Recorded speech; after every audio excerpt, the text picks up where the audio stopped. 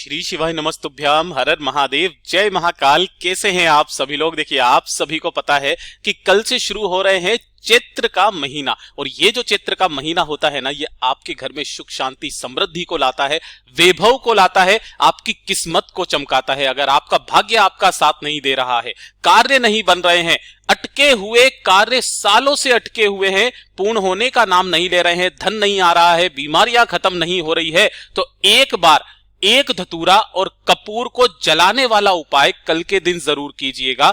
कल है मंगलवार का दिन, और इस मंगलवार के दिन आपकी फूटी से फूटी किस्मत भी चमक जाएगी। मात्र एक धतूरा, कपूर और 2 शमी के पत्तों से ये उपाय करना है। आप जिस कामना से करोगे, आपकी वो कामना पूरी जरूर होगी। पूज्य गुरु जी की कथा से सुनकर के और समझ करके पूरे उपाय को बड़े ही विस्तार से बताऊंगा, परंतु उससे पहले आप सबसे एक छोटी सी प्रार्थना कि जो लोग पहली बार आए हैं, चैनल को सब्सक्राइब जरूर कीजिएगा और वीडियो को लाइक करके देवादिदेव महादेव जी का कोई सा भी प्यारा नाम कमेंट बॉक्स में लिखना मत भूलिएगा। इस पूरे वीडियो के अंदर हम लोग 4 महा उपायों के बारे में बात करेंगे, जो कि आपकी अलग अलग कामना पूर्ति के लिए सिद्ध होंगे। तो ध्यान से सुनते चले जाना, समझने की कोशिश करना। सबसे पहले बात करते हैं पहले वाले उपाय की। देखिए, पहला वाला जो उपाय है, पूज्य गुरु जी ने कहा कि अगर आपका किसी भी तरीके का कोई कार्य है जो कि काफी समय से अटका हुआ है ना, वो आपका कार्य पूरा होने का नाम ही नहीं ले रहा है, चाहे वो आपके विवाह का कार्य हो, चाहे व्यापार का कार्य हो, चाहे वो आपकी नौकरी का कार्य हो, चाहे आपके किसी भी चीज का कार्य हो, घर का हो, आपके कार्य बन ही नहीं रहे हैं, किस्मत साथ नहीं दे रही है, बहुत बुरा समय आपका चल रहा है। कोई दुकान खोली, दुकान नहीं चली, किसी रिश्ते के लिए गए, रिश्ता नहीं हुआ, नौकरी के लिए गए, नौकरी नहीं लगी, जीवन में उन्नति नहीं मिल रही है, सफलता नहीं मिल रही है, तो जो भी मंगलवार का दिन पड़े, किस दिन? केवल मंगलवार के दिन, उस मंगलवार के दिन आपको इस उपाय को करना है। देखिए, इसके लिए आपको चाहिए होगा मात्र एक धतूरा। अब जो आप धतूरा लोगे ना, वो भी इस तरीके का धतूरा नहीं चाहिए आपको चाहिए धतूरे के अंदर का जो ये फल होता है, ये जो बीजों वाला जो फल होता है, आपको ये धतूरे के अंदर का बीजों वाला फल चाहिए मात्र। इसी के साथ में 1 लोटा शुद्ध जल, अगर दूसरा धतूरा मिल जाए उसे फोड़ लेना, फोड़ करके जो अंदर का फल निकलेगा उसे निकाल लेना। 1 लोटा शुद्ध जल अपने घर का ले लेना, और इन दोनों को लेकर के पहुंच जाना बाबा के मंदिर शिवलिंग के पास में, है ना। अब यहां पर क्रम को ध्यान दीजिएगा। उत्तर दिशा, नॉर्थ डायरेक्शन की तरफ मुंह करके खड़े हो जाना, है ना।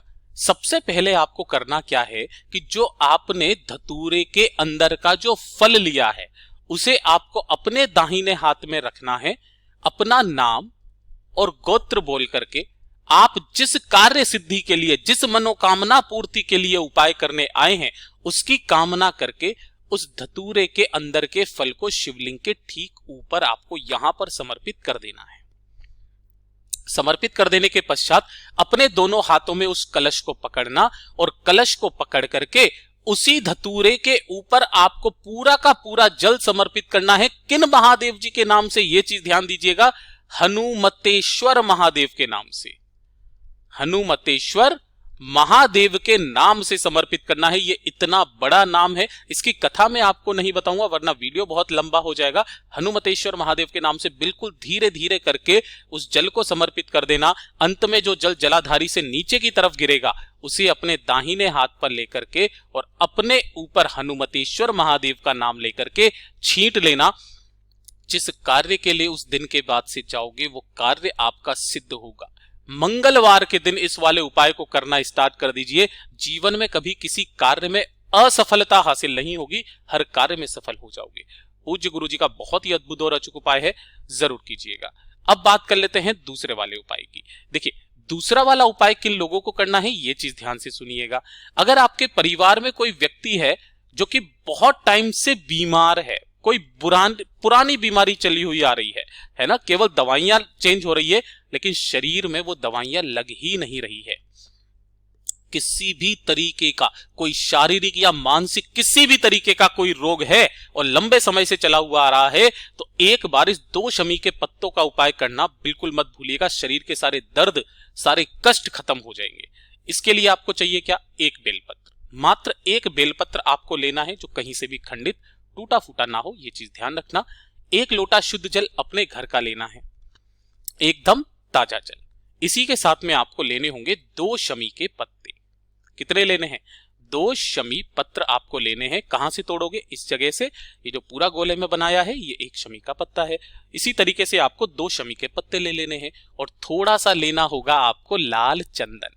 पूज्य गुरुजी हमेशा कहते हैं कि इस तरीके से चंदन की मुठिया रखा कीजिए, इसे घिस करके जो चंदन निकले वही मेरे शिवलिंग पर लगाइए, क्योंकि कोई भी केमिकल की चीज ऐसी मत लगाना जो शिवलिंग को नष्ट करे। थोड़ा सा आपको लाल चंदन ले लेना है। इन सभी को लेकर के पहुंच जाना बाबा के मंदिर शिवलिंग के पास में। उत्तर दिशा नॉर्थ डायरेक्शन की तरफ मुंह करके आपको खड़े हो ही जाना है ना। और इधर की तरफ खड़े हो जाने के पश्चात जो उपाय करने का एक नियम है, देखिए इस वाले उपाय को उस बीमार व्यक्ति के निमित्त उसके परिवार का कोई भी व्यक्ति कर सकता है। जैसे ही आप यहां पर पहुंचेंगे, सबसे पहले जो आपने एक बेलपत्र लिया है, ध्यान से सुनिएगा नियम। जो बेलपत्र लिया है, इस बेलपत्र की नीचे की जो ये दोनों पत्तियां हैं, इन दोनों पत्तियों पर आपको 1-1 शमी का पत्ता रखना है। कैसे रखोगे? देखिए जैसे इसकी डंडी इधर की तरफ है ना, तो शमी पत्र की डंडी भी इधर की तरफ ही होनी चाहिए। इस तरीके से 1-1 शमी का पत्ता आपको यहां पर रख देना है। मैं आपको चित्र के अकॉर्डिंग बता देता हूं ताकि आपको अच्छे से समझने में आ जाए। 1 शमी का पत्ता यहां पर, 1 शमी का पत्ता यहां पर, ऐसे करके रख दिया। और जो आपने लाल चंदन लिया है, उस लाल चंदन की 1 बिंदी यहां पर और 1 बिंदी यहां पर, 1-1 लाल चंदन की बिंदी इन दोनों पत्तियों पर। बीच वाली पत्ती पर कुछ नहीं करना है। इस बेलपत्र को उठाना और बाबा की शिवलिंग पर आपको समर्पित करना है। डंडी रहेगी जलाधारी की तरफ, बीच वाली पत्ती का मुख रहेगा आपकी तरफ। जब आप इसे समर्पित करेंगे, उस बीमार व्यक्ति का नाम और गोत्र और उसकी कामना करके कि उसका स्वास्थ्य सही हो जाए, उसकी कामना करनी है। और किन महादेव जी के नाम से करनी है? गतिमान जी के नाम से। ये चीज ध्यान रखना, भगवान गतिमान जी के नाम से करनी है। हनुमान जी 6 भाई हैं, हनुमान, गतिमान, रिद्धिमान, रतिमान, इस तरीके से। तो जो गतिमान जी है उनका स्मरण करना है और यहां पर आपको समर्पित करना है। जो शमी के पत्ते रहेंगे वो नीचे की तरफ चले जाने चाहिए, कुछ इस तरीके से, ठीक है। समर्पित करने के पश्चात 1 लोटा शुद्ध जल इसी वाली बेलपत्र के ऊपर समर्पित करना। ओम नमः शिवाय, श्री शिवाय नमस्तुभ्यं पंचाक्षरी मंत्र या षडाक्षरी मंत्र का स्मरण करते हुए, और जो भी जल बहता बहता जलाधारी से नीचे की तरफ आए, उसे थोड़ा सा जल को रोकना और उस कलश में ले जा करके अपने घर पर जो भी बीमार व्यक्ति है उसे इसका आचमन करवा देना। उस व्यक्ति का चाहे कितना भी पुराना रोग क्यों ना हो, धीरे धीरे करके सही होने लगता है। पूज्य गुरु जी का बहुत अद्भुत और अचूक उपाय है, जरूर कीजिएगा। अब बात कर लेते हैं तीसरे वाले उपाय की।